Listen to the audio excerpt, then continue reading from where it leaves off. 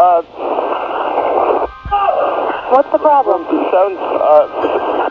What's the problem? What's the problem?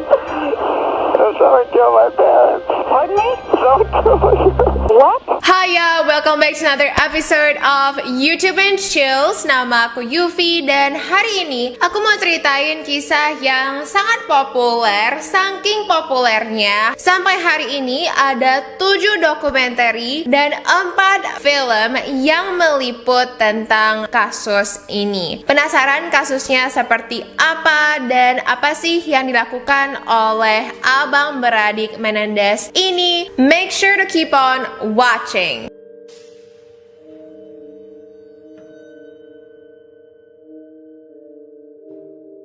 Di channel ini aku upload video misteri, horor, dan juga scam. Kalau ini adalah topik favorit kamu, make sure untuk subscribe dan juga turn notification on biar kamu jadi pertama yang tahu pas video aku di-upload. Anyway guys, sekarang aku bakal mulai ceritanya dulu, oke? Ini adalah salah satu peran utamanya, sebut saja namanya Jose Menendez. Jose lahir di tanggal 6 Mei 1944 di Havana, Kuba, dan sejak kecil dia sudah terbiasa dengan hidup yang mewah. Kenapa enggak? Keluarganya adalah keluarga yang tajir. Ayahnya memiliki perusahaan accounting sendiri, sedangkan ibunya juga sangatlah berprestasi. Dia sempat juara renang wanita di tim nasional Kuba. Nah, setelah anaknya lahir, dia fokus untuk menjadi ibu rumah tangga. Karena Jose adalah anak laki-laki satu-satunya, ya, dia punya 2 kakak perempuan. Jose itu sangatlah dimanja oleh ibunya. Nggak ada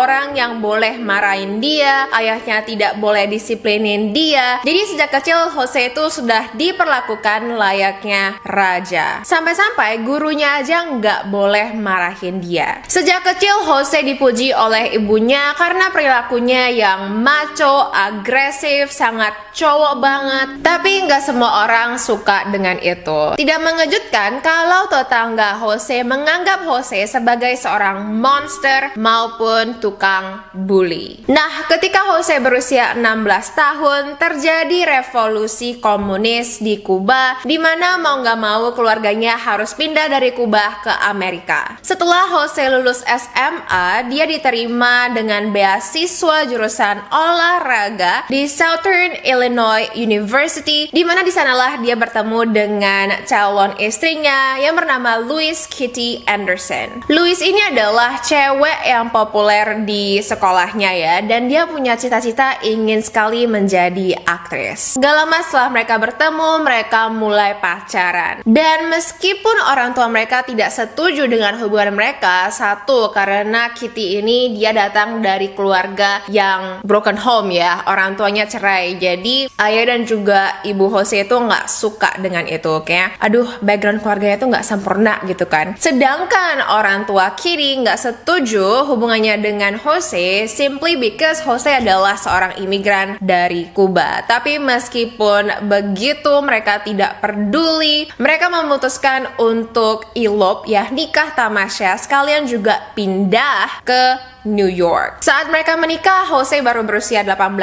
tahun, sedangkan Kitty 21 tahun. Nah, setelah mereka menikah, Kitty bekerja sebagai guru SD, sedangkan Jose lanjut kuliah di jurusan accounting di Queens College. Nah, setelah mereka menikah, saat itulah Kitty baru sadar kalau Jose itu adalah suami yang controlling, demanding, egois, dan juga physically abusive. Buktinya 5 tahun setelah mereka menikah, anak laki-laki pertama mereka, Lyle, lahir. Dan sejak Lyle lahir, Jose bilang ke Kitty, udah kamu gak usah jadi guru lagi ya, kamu jagain anak kita aja. Padahal sebenarnya Kitty itu masih punya cita-cita ingin jadi aktris, tapi karena dia sudah punya anak, impiannya pun terbengkalai. 2 tahun setelah Lyle lahir, Eric, anak kedua mereka, lahir. Nah, meskipun Jose itu sangat controlling, demanding, tapi dalam urusan karir dia itu tidak tertandingi ya. Dia sangat inspiratif sekali, dia juga sangat sukses, dimana awalnya Jose kan bekerja sebagai tukang cuci piring. Tapi karena kegigihannya dan juga motivasi dia ingin menjadi orang yang sukses, dia diangkat menjadi eksekutif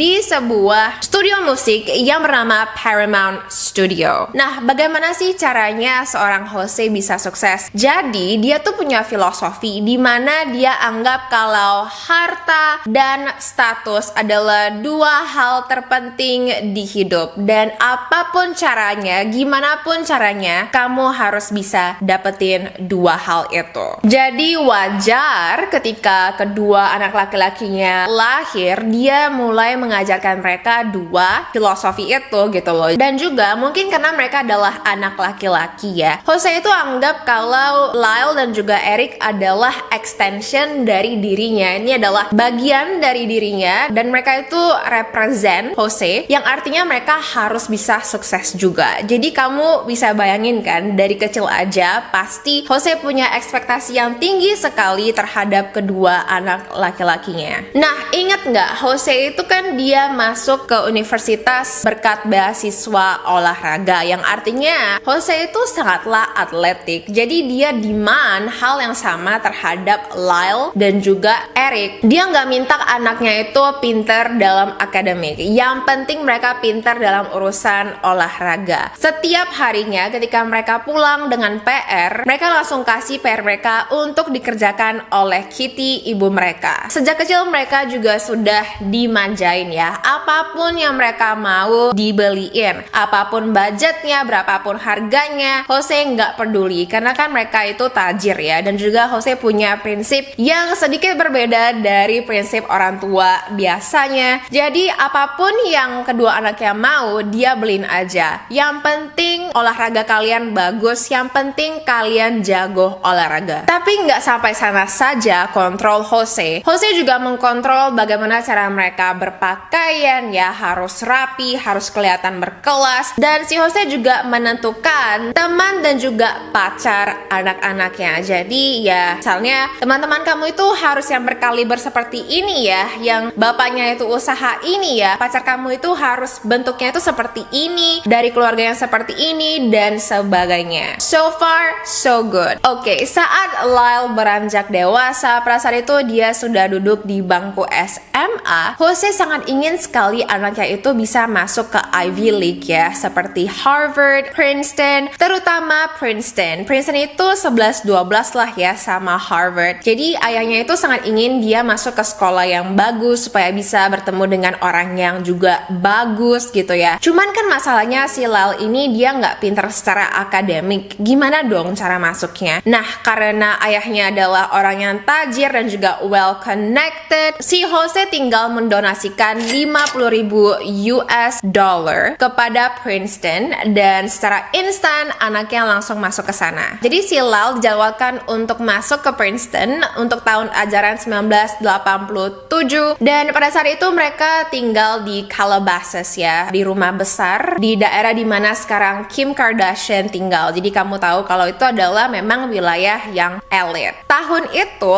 Lyle yang berusia 19 tahun dan Eric yang berusia 17 tahun sudah mulai bosan dengan kehidupan sempurna mereka. Mereka rasa kalau wow, kita ini sangat ganteng, kita juga sangat kaya, kita bisa beli apa aja, naik mobil tipe apa aja, bosan banget gitu ya. Sehingga mereka pun memutuskan untuk memulai hobi yang aneh, yaitu mencuri rumah-rumah tetangga dan juga rumah-rumah teman mereka sendiri. Awalnya mereka curi tipis-tipis aja. Ketika mereka berkunjung ke rumah teman, mereka ambil beberapa ratus $100, tapi lama-lama mereka makin kesenangan gitu ya. Tampaknya adrenalin mereka makin terangsang dan mereka makin lama ingin mencuri lebih banyak lagi sebelum mereka merasa puas. Hingga akhirnya suatu hari mereka berhasil mencuri rumah tetangga mereka sendiri yang totalnya itu sebesar $1 juta dalam bentuk cash dan juga barang-barang berharga. Ketika mereka keluar dari rumah itu ya, udah aman, udah nggak ketahuan, mereka pun langsung mengendarai mobil curian mereka. Tapi masalahnya tampaknya mereka terlalu excited, jadi mereka ngebut dan polisi yang lihat kalau mereka kecepatan ngemudi mobilnya itu memberikan mereka surat tilang, dan saat itulah ketahuan kalau mereka habis mencuri. Nah, mereka pun dibawa ke kantor polisi, dan untungnya karena Jose itu kaya ya, jadi dia tinggal bayarin aja gitu loh uang jaminan anak-anaknya. Setelah itu dia pun memarahi anaknya besar-besaran. Dia marahin mereka, dia bilang kamu itu bring dishonor to this family. Dan si Jose pun tanya ya, kayak kalian curi itu di rumah siapa aja? Kalian pernah curi di mana aja? Jumlahnya tuh berapa aja gitu kan? Ayo kita sekarang pergi ke rumah mereka satu-satu. Jadi di hari itu juga Jose bawa kedua anaknya ya langsung ke rumah korban gitu ya untuk minta maaf dan juga ganti rugi, dimana apapun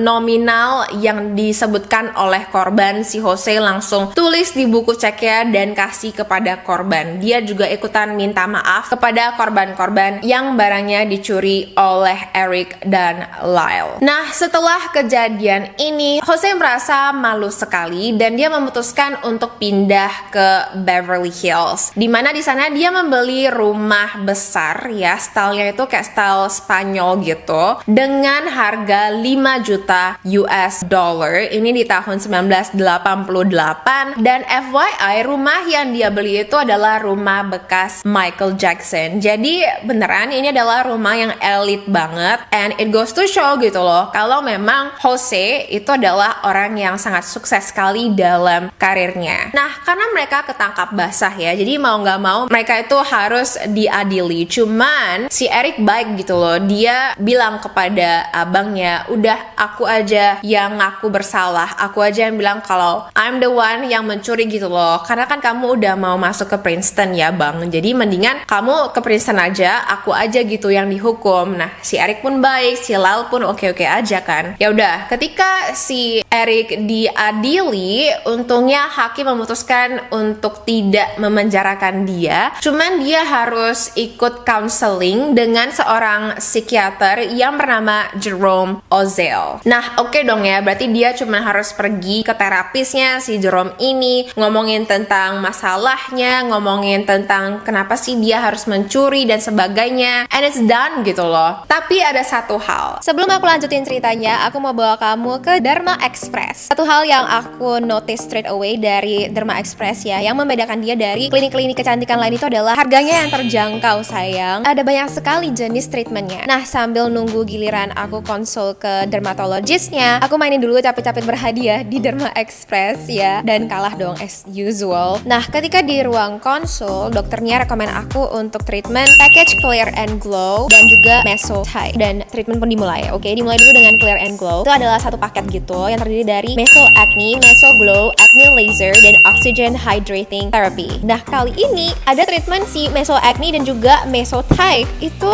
mesti diinjak dong. Jadi awalnya tuh aku nervous banget. Cuma untungnya jarumnya itu tipis dan juga dokternya jago banget. Jadi nggak sesakit yang aku bayangkan. Cuman ya, the highlight of the treatment itu adalah Oxygen Hydrating Therapy. Beneran dingin-dingin gitu, kayak di spray all over my face, and I feel so nice. It feel like setelah treatment aku di prescribe anti iritasi dan juga lembab ya, dan dokternya sih bilang untuk tidak pakai makeup selama 3 hari. So there you go. Voila, ini adalah hari keempat setelah aku treatment di Derma Express, dan seperti yang bisa kamu lihat, aku sama sekali nggak pakai makeup, oke? Cuman aku mau kasih kamu honest review aja setelah aku treatment. Wajah aku udah nggak merah lagi ya. Memang menurut aku jerawatnya tuh kelihatan nggak sih kayak sedikit lebih banyak daripada beberapa hari yang lalu. Cuman memang ini udah diberitahu oleh dokternya dulu, dimana setelah diinjek itu hasilnya bakal keluar. Tapi untungnya sih for me ya, ini udah dalam beberapa hari saja jerawatnya tuh udah kering gitu loh. Jadi menurut aku treatmentnya beneran speed up the recovery, dan juga untuk pori-pori aku juga sedikit mengecil ya. Mungkin karena ini adalah pertama kalinya, aku nggak expect buat pori-pori aku tuh langsung hilang. Cuma memang aku rasa setelah aku treatment ya wajah aku lebih glowing gitu, dan ini tuh glowing tanpa pakai makeup, tanpa pakai highlighter. Teman-teman aku juga bilang wajah kamu jadi lebih glowing ya, kamu treatment apa? Aku baru aja treatment di Derma Express, so yeah, I'm happy with the result. Apakah aku bakal melakukan injection lagi? Ya pakai jarum-jarum gitu.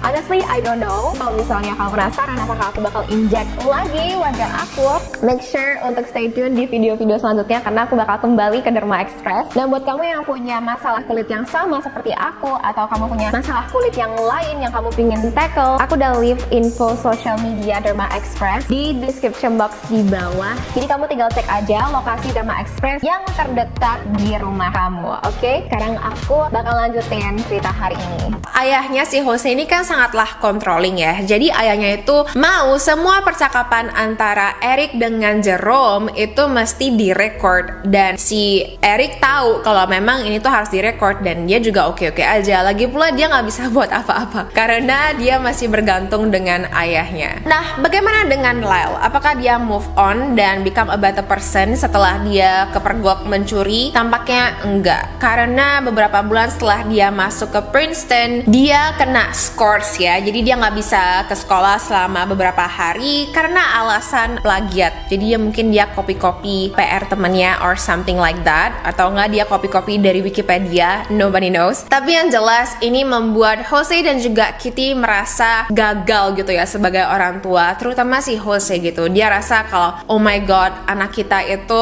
udah dikasih semuanya kok malah mencuri ya, udah dikasih semuanya kok malah kena scores ya, udah susah-susah masuk ke Princeton tapi malu-maluin gitu kan. Nah, Jose pun mulai melampiaskan amarahnya sesering mungkin terhadap kedua anaknya ya. Dia sering marah-marah anaknya, memalu-malukan mereka, even panggil Lyle itu gay. Ini sangat bertolak belakang sekali dengan perilaku Jose yang macho, yang agresif ya, dan yang pastinya menunjukkan banget kalau dia itu marah banget sama anaknya sendiri sampai bisa memanggil anaknya itu gay. Describe your relationship with your father. Brutal. Painful. Torturous. And yet, I admired him because he was so strong, and he was everything that success was. Dan ditambah lagi mereka disita kredit cardnya. Jadi kan biasa si Jose itu bakal kasih kartu kredit buat anak-anaknya. Terserah kalian mau spend apa, yang penting kalian atletik gitu ya, jangan malu-maluin. Tapi sejak si Jose disappointed, dia marah dengan kedua anaknya, kredit card mereka disita. Tapi mereka licik ya, mereka mencuri kredit card ayahnya dari dompet ibu mereka. So ya gitu. Jadi ya gitu. Nah, bagaimana dengan Kitty? Kitty juga diam-diam dia depresi ya. Dia ngerasa kalau aku gagal gitu loh menjadi seorang ibu yang benar. Kenapa kedua anak aku tuh bermasalah banget gitu, sehingga akhirnya Kitty pun mulai lebih banyak mengkonsumsi alkohol, dan dia juga mengkonsumsi obat Valium. Itu adalah obat untuk anxiety dan juga insomnia. Nah, 1 tahun kemudian, tepatnya 1989,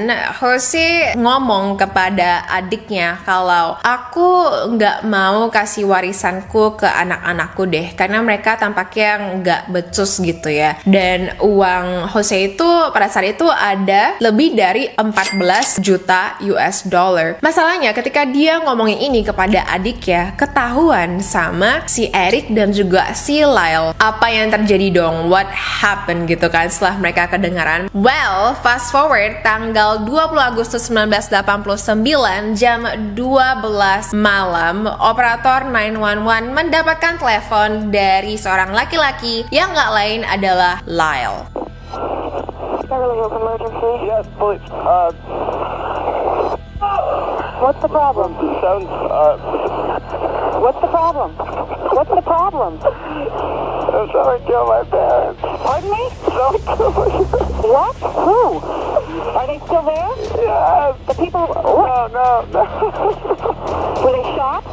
Hey, Matthew. Were they shot? Yes. They were shot? Yes. 102, 102, North Elmore. What happened? Hey, stay there, man. hysterical person on. We're trying to get clean further. Other units responding. Is the person still there? What happened? We have units around. What happened? Who shot who? I don't hear anything. I just came home. You came home and found who shot? Mom and Dad. You know if they're still in the house, the people that did the shooting. Get away from him. Okay. Hey, let me talk to Eric. Who is the person that was shot? My mom and my dad. Your mom and dad? My mom and my dad. Okay, hold on a second. Okay, we're on our way over there with the ambulance. Okay, I gotta go. Oh! Hello, this is police department. Yes? Okay, I want you to come outside. Okay, just come out the front door and I gotta get my brother. Lyle bilang kalau orang tuanya dibunuh, dia menangis, dan gak lama kemudian polisi pun datang. Ketika polisi melihat Eric dan Lyle dalam keadaan histeris seperti itu, mereka yakin kalau oh my god, kasihan banget gitu kan. Nah, polisi pun pergi ke ruang tamu di mana dia mendapati kalau Kitty dan juga Jose sudah meninggal di sofa. Jose ditembak 1 kali dari belakang kepala, 4 kali dari depan di dada, sedangkan Kitty ditembak berulang kali sampai-sampai mukanya itu tidak bisa dikenali. Jadi siapapun yang menembak mereka tampaknya dendam banget ya. Dan ketika mereka ditembak, pada saat itu mereka sedang makan strawberry shortcake dan nonton TV di ruang tamu. Nah, setelah polisi mengamankan TKP, polisi pun menginterogasi Lyle yang pada saat itu berusia 21 tahun dan Eric yang berusia 18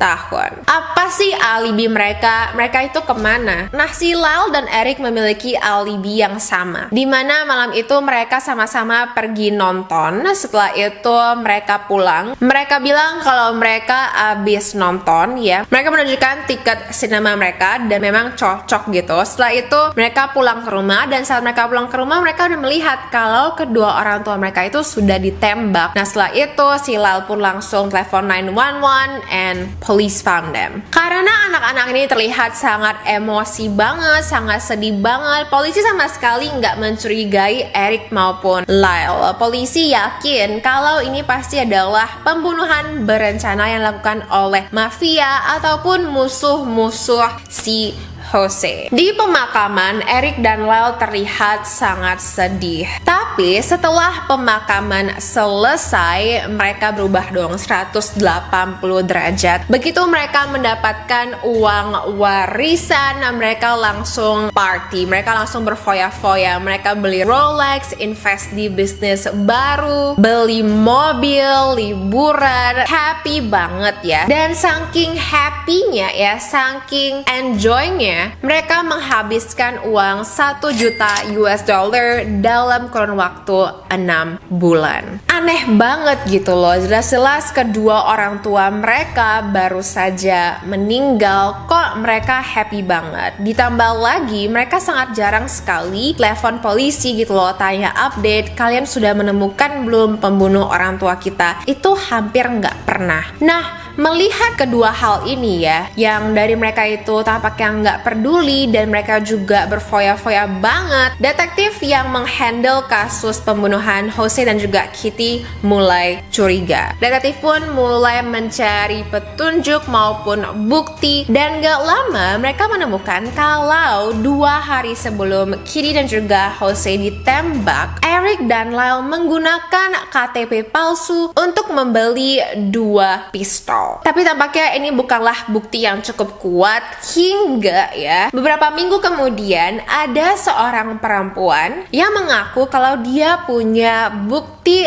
recording pengakuan Eric kalau dia itu membunuh kedua orang tuanya sendiri. Siapa sih cewek itu? Cewek itu adalah pacar psikiater Eric, yaitu Jerome ya. Dia adalah pacarnya Jerome, dan dia kasih kepada polisi. Dia bilang kalau ini adalah recording pacar aku, tapi karena pacar aku diancam sama Eric ya, nggak boleh kasih tahu siapa-siapa, jadi aku deh yang kasih kepada kalian gitu. Nah, ketika polisi mendengarkan isi tape recording ini, mereka makin yakin kalau memang benar Eric dan Layla yang membunuh kedua orang tua mereka sendiri. Isinya, mereka menembak kedua orang tua mereka, dan setelah itu mereka buang pistol tersebut di jalan Mulholland Drive. Mereka lalu membuang baju berdarah mereka di tong sampah Pertamina terdekat, beli tiket film lalu pergi ke Santa Monica, beli tiket film tapi nggak nonton filmnya ya, cuma beli doang. Lalu mereka pergi ke Santa Monica, mencoba untuk mencari teman Lyle untuk dapat alibi, tapi karena temannya nggak ada, ya udah mereka langsung balik ke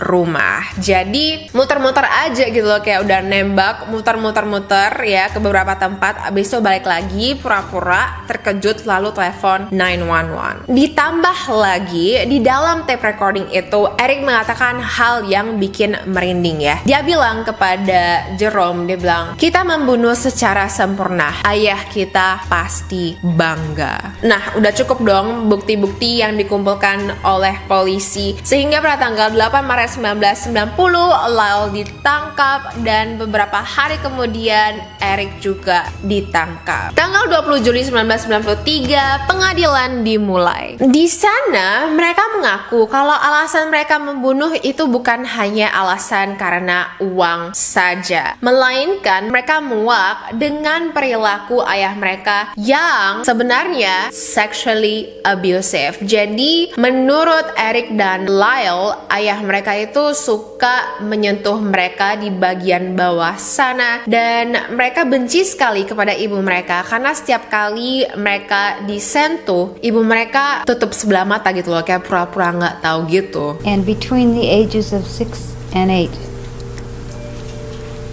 did your father have sexual contact with you? Yes. And how did it start?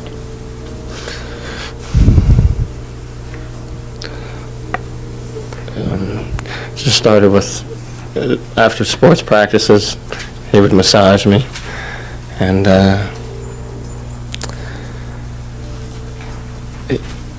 we would have these talks, and he would show me, and he would fondle me, and he would ask me to do the same with him, and I would touch him, and we would undress. Where would this take place? In my bedroom.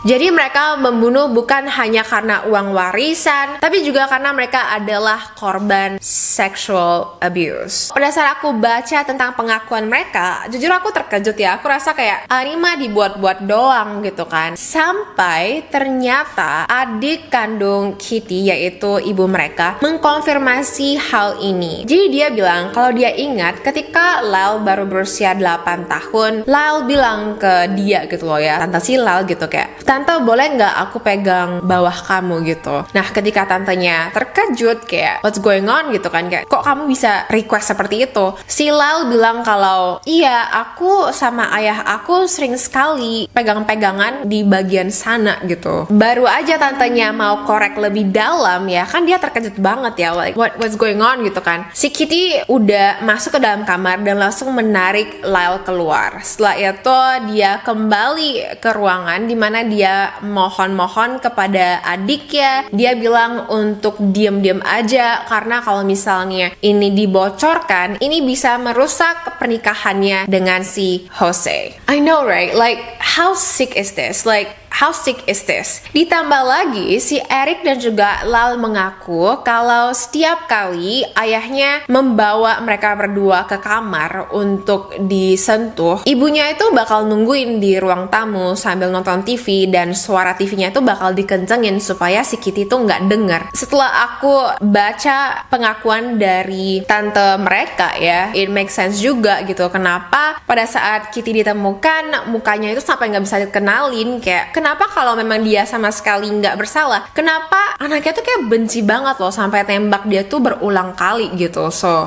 it's unfortunate and it's really sad. Nah, akhirnya pada tahun 1995 Eric dan Lyle dinyatakan bersalah dan mereka dijatuhi hukuman penjara sampai mereka meninggal, dan sampai hari ini mereka masih di penjara. Oke, karena ini adalah cerita yang involve orang-orang yang tajir dan juga ternyata kedua anak ini membunuh orang tuanya sendiri, pers dan juga media sangat tertarik untuk meliput cerita ini ya. Buktinya ada beberapa dokumenter dan juga film yang meliput tentang Eric dan juga Lyle. Salah satunya adalah film yang berjudul Menendez Blood Brother, dirilis pada tahun 2017. Dokumenter ABC dengan judul Truth and Lies, The Menendez Brothers, dan lain-lainnya. Cerita mereka even di feature di Saturday Night Live, itu adalah acara komedi Amerika. And ya guys, sampai hari ini juga kasus abang beradik ini sangat-sangatlah populer sekali gitu. And I wanna know what you think about this. Menurut aku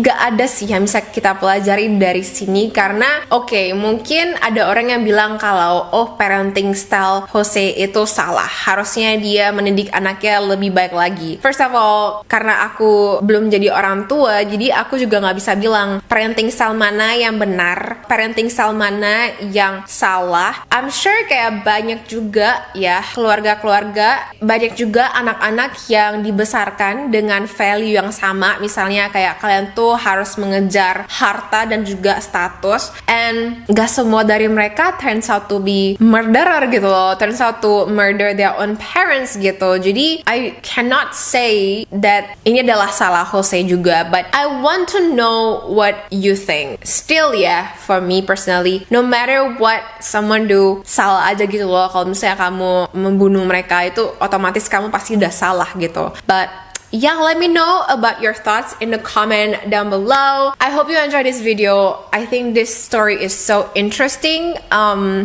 Yeah, thank you so much for watching. Hari ini aku pakai lipstick dari Revlon. Ini drugstore, so it's like super affordable. Revlon Color Burst Matte Balm. Warnanya adalah 240. This is what it looks like. It's like a matte orangey red color. My lashes dari Ahura Lash. Tipenya adalah Rome. It's really natural. Bisa dipakai 40 kali. And super easy. So check it out. Sekarang Ahura Lash lagi ada promo 30% off di Shopee. Aku udah linknya di description box di bawah. Anyway, I love you all. I hope you have a wonderful week. Stay handsome, stay beautiful, stay kind, and I will see you in my next video.